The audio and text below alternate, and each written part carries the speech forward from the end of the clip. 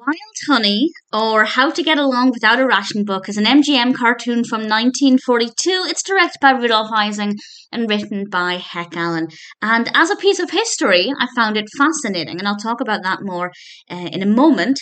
But as a cartoon, I just found this to be very repetitive and not that interesting. It's unfortunate, as I tend to love Barney Bear cartoons. I think the character is really great. But with this one, I just didn't care for it. And the premise is very simple. Barney Bear is trying to get some honey. And throughout the 7 or 8 minutes, he tries various things to obtain the honey. And of course, we have bees trying to stop him from doing that. And I just found it to be really repetitive. Visually, not that interesting. Occasionally, we'd have some really nice color palettes with a lot of kind of golden yellows around the honey and the bees. But other than that, I didn't think it was very interesting to look at, and the narrative was just very, very repetitive.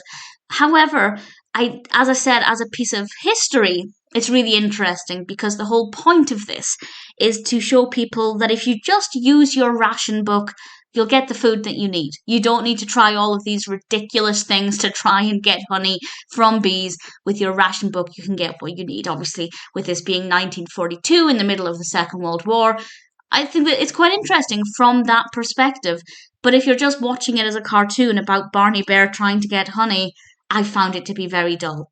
So, depending on what you're looking for, it might be interesting. If you enjoy watching cartoons set around the Second World War with some kind of message about the war, whether that's encouraging people to enlist or in this case encouraging people to use their ration books, then yes, I'd say it's worth checking out. But if you're just looking for a decent narrative, then it's definitely quite low down on my list of Barney Bear cartoons that I'd recommend.